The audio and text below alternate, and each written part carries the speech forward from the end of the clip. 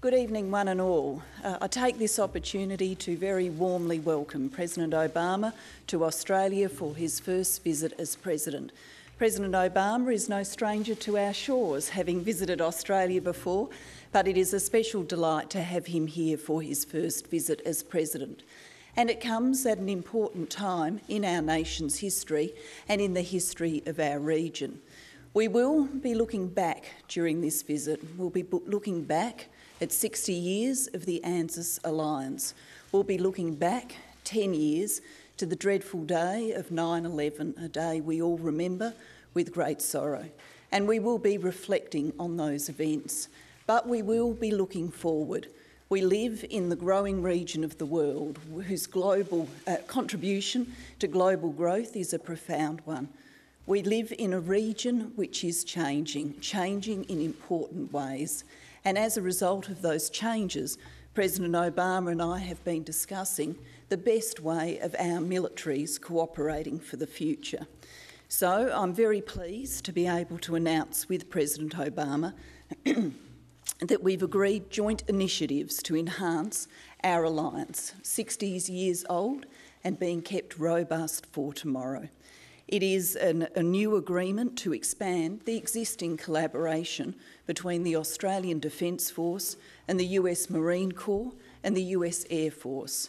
What this means in very practical detail is from mid-2012, Australia will welcome deployments of a company-sized rotation of 200 to 250 Marines in the Northern Territory for around 6 months at a time. Over a number of years, we intend to build on this relationship in a staged way to a full force of around 2,500 personnel. That is a full Marine Air Ground Task Force. A second component of these initiatives which we have agreed is greater access by US military aircraft to the Royal Australian Air Force facilities in our country's north.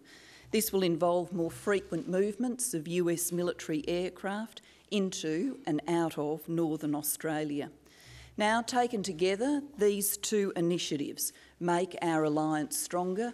They strengthen our cooperation in our region.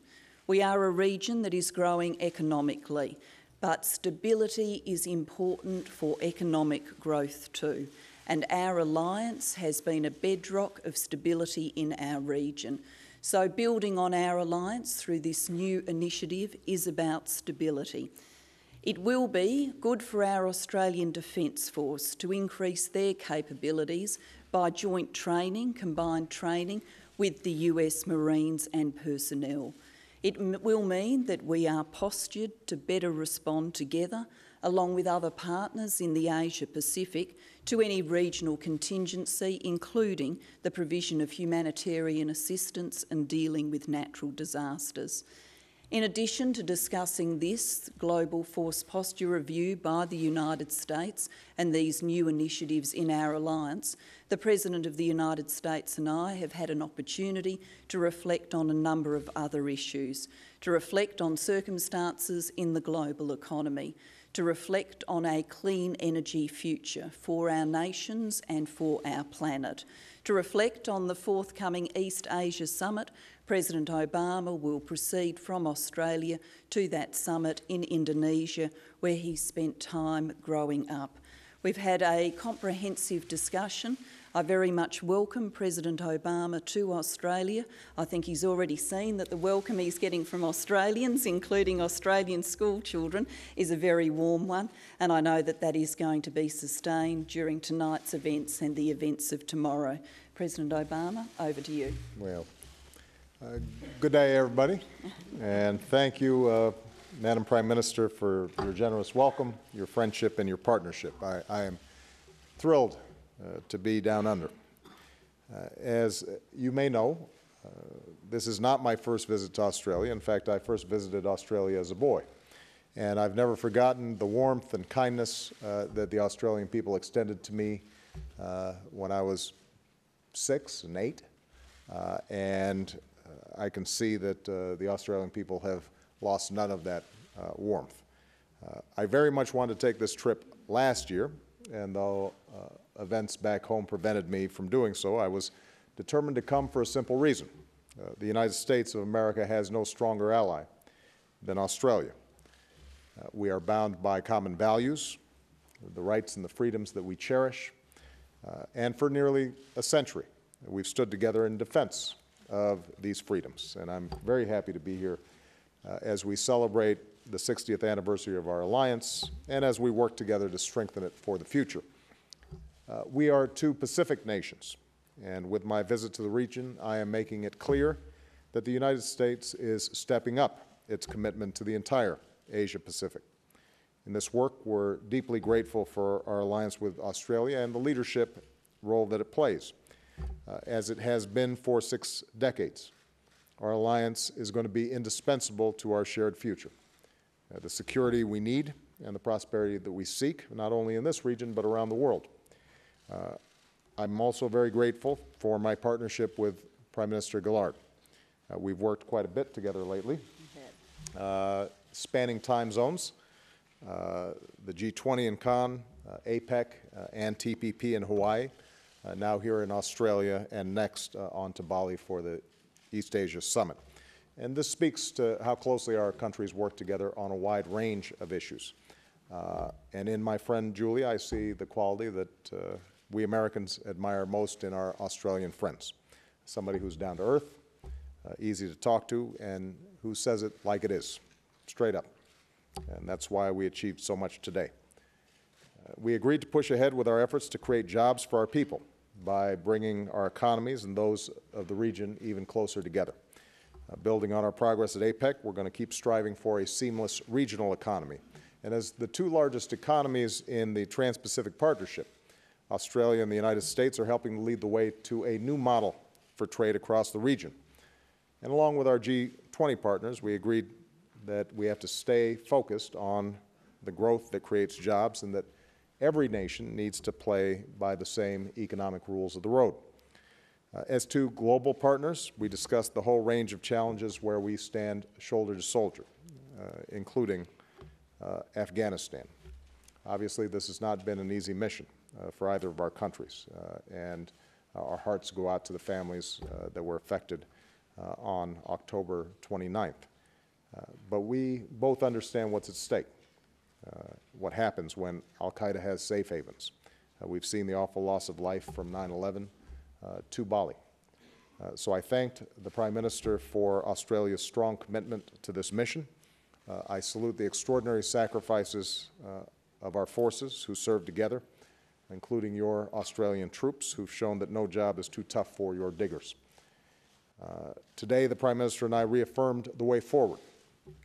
The transition has begun. Afghans are stepping into the lead. As they do, our troops, American and Australian, will draw down responsibly together so that we preserve the progress that we've made. And by 2014, Afghans will take full responsibility for security in their country. But our focus today, as the Prime Minister said, was on preparing our alliance for the future. And so I am very pleased that we are able to make these announcements here together on Australian soil. Because of these initiatives that are the result of our countries working very closely together as partners, we're going to be in a position to more effectively strengthen the security of both of our nations and this region. As Julia described, we are increasing our cooperation, and I'd add America's commitment to this region. Our U.S. Marines will begin rotating through Darwin for joint training and exercises. Our Air Force will rotate additional aircraft through more airfields in northern Australia. And these rotations, which are going to be taking place on Australian bases, will bring our militaries even closer and make them even more effective. Will enhance our ability to train, exercise, and operate with allies and partners across the region. And that, in turn, will allow us to work with these nations to respond even faster to a wide range of challenges, including humanitarian crises and disaster relief, as well as promoting security cooperation across the region. And this commitment builds upon the best traditions of our alliance. You know, for decades, Australians have welcomed our service members as they've come here to work, train, and exercise together. and I'm looking forward to joining the Prime Minister in Darwin tomorrow to thank our troops, Australians and Americans, for the incredible work that they are doing. Finally, as I'll discuss more in my speech to Parliament tomorrow, this deepening of our alliance sends a clear message of our commitment to this region, a commitment that is enduring and unwavering. It's a commitment that I'll reaffirm in Bali as the United States joins the East Asia Summit. And I want to thank our Australian friends who supported our membership so strongly and who've worked to make sure that the EAS addresses regional challenges that affect all of us, like proliferation and maritime security. So, again, I'm very pleased that we're able to make these important announcements during my visit.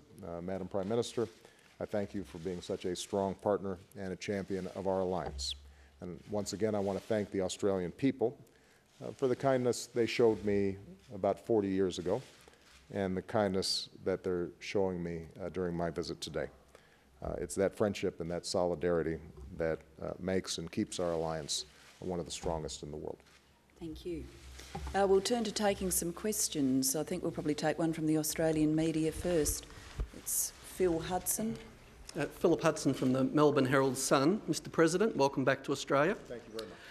You and Prime Minister Gillard have outlined what is for us a significant new US troop build-up.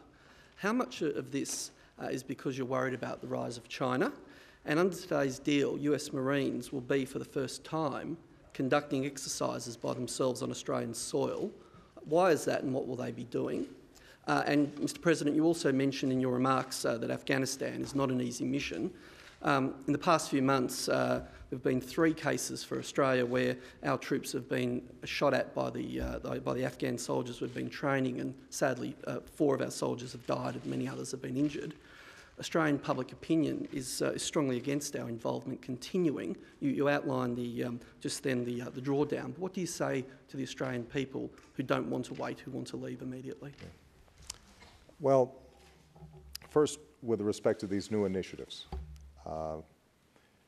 this rotational deployment is significant because what it allows us to do is to not only build capacity and cooperation between our 2 countries, but it also allows us to meet the demands of a lot of partners in the region that want to feel that they're getting the training, they're getting the exercises, and that we have the presence that's necessary to maintain the security architecture in the region. And so, as Julia mentioned, this is a region that's becoming increasingly important. The economy in this area is going to be the engine for world economic growth for some time to come. The lines of commerce and trade are constantly expanding. And it's appropriate then for us to make sure that not only our alliance, but the security architecture of the region is updated for the 21st century. And this initiative is going to allow us to do that.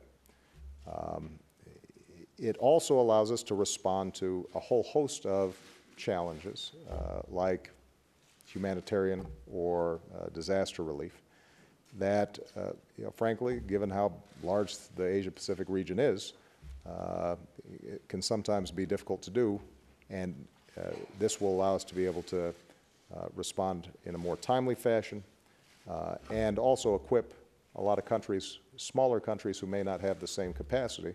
It allows us to equip them so that they can respond more quickly as well. I guess the last part of your question with respect to China, I've said repeatedly, and I will say again today, that we welcome a rising, peaceful China. What they've been able to achieve in terms of lifting hundreds of millions of people out of poverty over the last 2 decades has been nothing short of remarkable. And that is good not just for China, but it's potentially good for the region. And I know Australia's economy obviously has benefited by the increased demand that you're seeing in China. The main message that I've said, not only publicly but also privately to the Chinese, is that with their rise comes increased responsibilities. It's important for them to play by the rules of the road, and in fact help underwrite the rules that have allowed so much remarkable economic progress to be made over the last several decades. And that's going to be true on a whole host of issues. So where China is playing by those rules, recognizing its new role, I think this is a win-win situation. There are going to be times where they're not, and we will send a clear message to them that we think that they need to be on track in terms of accepting the rules and responsibilities that come with being a world power. With respect to Afghanistan, the impact of any loss of life among our troops is heartbreaking. And obviously, as President of the United States, there's no greater responsibility and nothing more difficult than putting our troops in harm's way. I think Prime Minister Gillard feels the same way that I do, which is we would not be sending our young men and women into harm's way unless we thought it was absolutely necessary for the security of our country. What we have established is a transition process that allows Afghans to build up their capacity and take on a greater security role over the next 2 years. But it's important that we do it right. As some of you are aware, I just announced that all remaining troops in Iraq will be removed. It would have been tempting, given that I had been opposed to the Iraq War from the start when I came into office, to say, we're going to get you all out right away.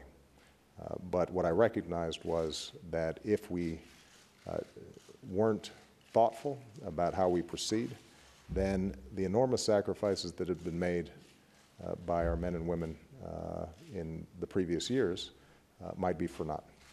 And what I'd say to the Australian people at this point is, given the enormous investment that's been made and the signs that we can, in fact, leave behind a country that's not perfect, but one that is more stable, more secure, and does not provide safe haven for terrorists, it's appropriate for us to finish the job and do it right.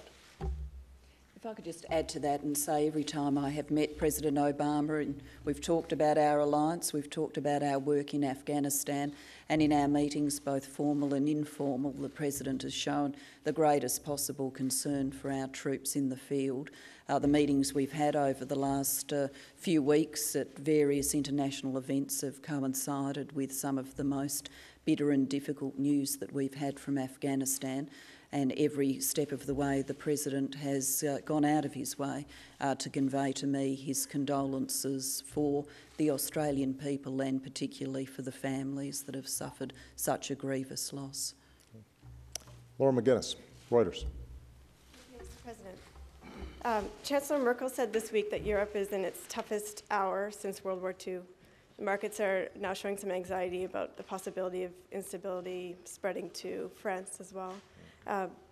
Are you worried that the steps European leaders are taking are too incremental so far? Do you think something bolder or a more difficult set of decisions need to be taken to fully ring-fence that crisis? I have a question for Prime Minister Gillard as well. Are you concerned that the fiscal pressures the United States is under at the moment may compromise its ability to sustain its plans for the region, including the initiatives announced today? I mean, do you have to take those with something of a grain of salt until the super committee process is concluded? With respect to Europe, I'm deeply concerned, have been deeply concerned. I suspect we'll be deeply concerned tomorrow and next week and the week after that. Until we put in place a concrete plan and structure that sends a clear signal to the markets that Europe is standing behind the euro and will do what it takes, we're going to continue to see the kinds of turmoil that we saw in the markets today. Or was it yesterday? I'm trying to figure out what time zone I'm in here. It's all of the time. All of, right. We have consulted very closely with our European friends. I think that there is a genuine desire on the part of leaders like President Sarkozy and Chancellor Merkel to solve this crisis, but they've got a complicated political structure. The problem right now is a problem of political will. It's not a technical problem. We saw some progress with Italy and Greece, both putting forward essentially unity governments that can implement some significant reforms that need to take place in those countries. But at this point, the larger European community has to stand behind the European project. And for those American readers or listeners and those Australian readers or listeners, I think we all understand at this point we've got an integrated world economy. And what happens in Europe will have an impact on us. So we are going to continue to advise European leaders on what options we think would meet the threshold where markets would settle down. It is going to require some tough decisions on their part. They've made some progress on some fronts, like their efforts to recapitalize the banks. But ultimately what they're going to need is a firewall that sends a clear signal: we stand behind the European project and we stand behind the euro. And those members of the Eurozone, they are going to have the liquidity they need to service their debt. So there's more work to do on that front. I don't want to steal your question, but I do want to just say, with respect to our budget, there's a reason why I'm spending this time out here in Asia and out here in the Pacific region. First and foremost, because this is the fastest growing economic region in the world, and I want to create jobs in the United States, which means we've got to sell products here and invest here and have a robust trading relationship here, and Australia happens to be one of our strongest trading partners.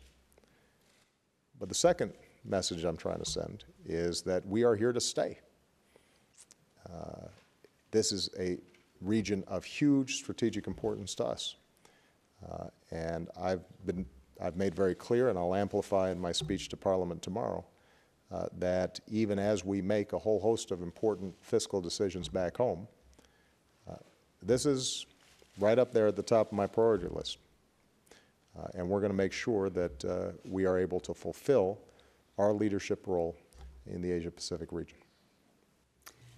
And I was just going to make what I think is the common sense point. I'm not going to issue words of advice about the fiscal position in the United States, but the common sense point from the point of view of a leader is ultimately budgets are about choices, and they're hard choices about the things you value.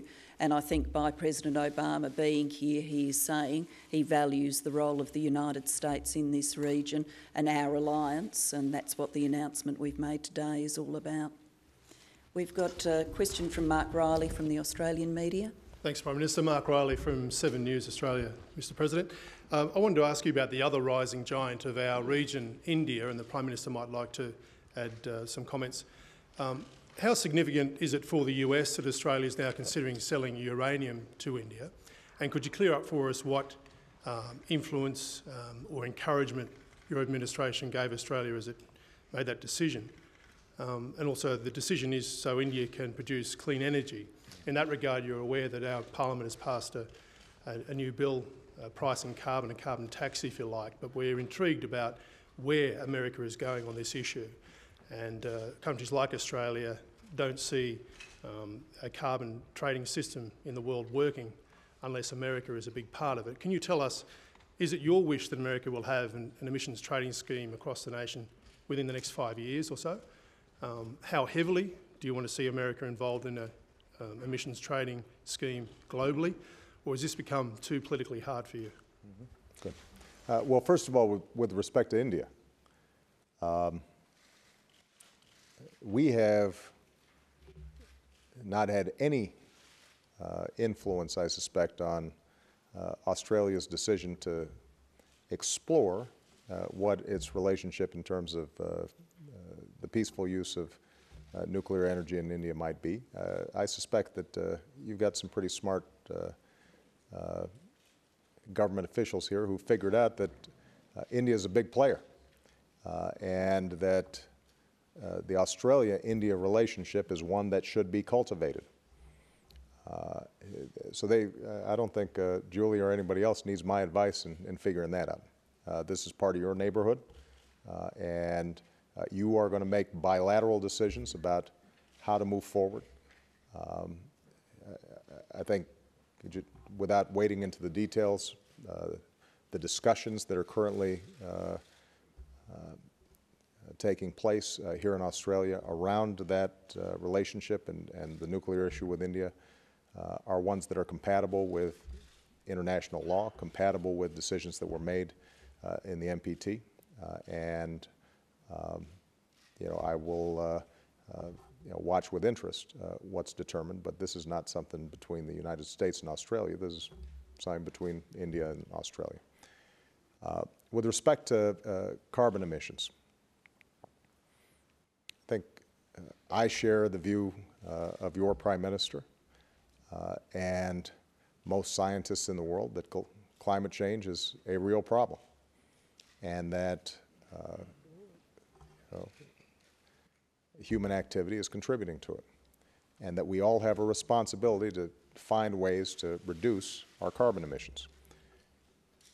Each country is trying to figure out how to do that most effectively. Here in Australia, under the leadership of the Prime Minister, you've moved forward with a bold strategy. In the United States, although we haven't passed what we call a cap-and-trade system, an exchange, what we have done is, for example, taken steps to double fuel efficiency standards on cars, which will have an enormous impact on removing carbon from the atmosphere. We've invested heavily in clean energy research. We believe very strongly that with improved efficiencies and a whole range of steps, that we can meet the commitments that we made in Copenhagen and Cancun. As we move forward over the next several years, my hope is that the United States, as one of several countries with a big carbon footprint, can find further ways to reduce our carbon emissions. I think that's good for the world. I actually think over the long term it's good for our economies as well, because it's my strong belief that industries, utilities, individual consumers, we're all going to have to adapt how we use energy and how we think about carbon.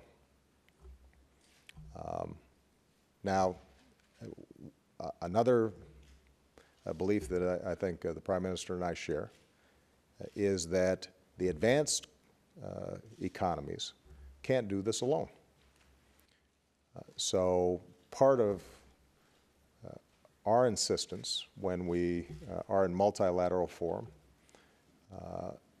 and I will continue to insist on this when we go to Durban, is that if we are taking a series of steps, then it's important that emerging economies like China and India are also part of the bargain. It doesn't mean that they have to do exactly what we do. We understand that in terms of per capita carbon emissions, they've got a long way to go before they catch up to us. But it does mean that they've got to take seriously their responsibilities as well. And so, ultimately what we want is a mechanism whereby all countries are making an effort, and it's going to be a tough slog, particularly at a time when the economies are, a lot of economies are still struggling. But I think it's actually one that, over the long term, can be beneficial. Jackie Colmes? Yep. Thank you, Mr. President. Thank you, Prime Minister Gillard. I want to double back to the topic of China.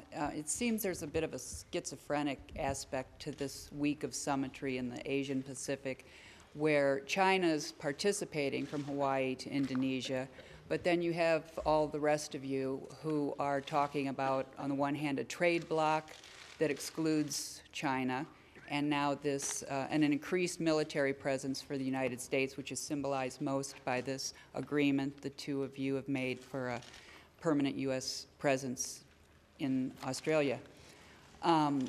What is it everyone fears so much from China?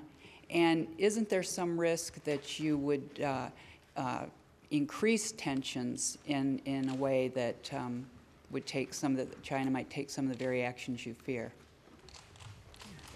I'm happy to start with that and then go to the President. I think there's actually a theme throughout the work we've been involved in at APEC, some of the discussions here and what we will take it to the East Asia Summit. We may be on a journey from saying aloha to g'day to Bali Hi or something like that, but I actually think in terms of strategic outlook it remains the same, which is both of our nations are deeply engaged with China as it rises, and we want to see China rise into the global rules-based order. That's our aspiration. I understand it to be the aspiration of the United States. It's something that we pursue bilaterally with China. It's something that we pursue multilaterally in the various forums that we work in. This East Asia Summit will have a particular significance coming for the first time with the President of the United States there and of course Russia represented around the table. So all of the players with the right mandate to discuss strategic, political and economic questions for our region. So I actually believe there's a continuity here. APEC fundamentally focused on trade and economic liberalisation. Here in Australia, long-time allies talking about the future of their alliance and building for that future, as you would expect, but also preparing for a set of discussions in Bali, which will bring us together again with our friends across the region. Just to pick up on this theme, Jackie, I think the notion that we fear China is mistaken. The notion that we are looking to exclude China is mistaken. And I'll take TPP as a perfect example of this. We haven't excluded China from the TPP.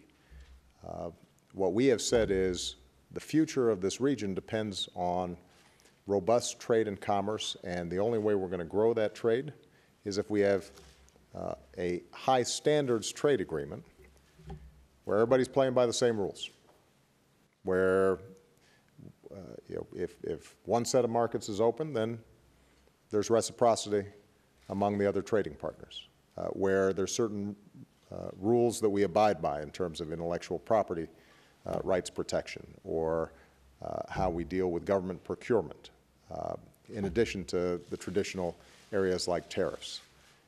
And what we saw in Honolulu and APEC was that a number of countries that weren't part of the initial discussions, like Japan, Canada, Mexico, all expressed an interest in beginning the consultations to be part of this high standard